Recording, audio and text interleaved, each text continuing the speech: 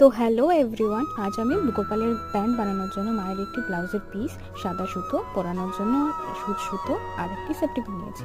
তো এবার আমি এটাকে সুতোটা পরানোর জন্য দুটো ফুটো করে নিয়েছি এবং সেফটি পিন আর সুতো দিয়ে এবার পরিয়ে নিচ্ছি।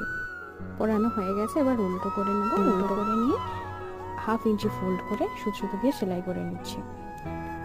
সেলাই হয়ে গেল, এরপর আমি মেজার করে নিলাম পেন দিয়ে এবং সেটাকে আমি কেটে নিলাম ইউ শেপে।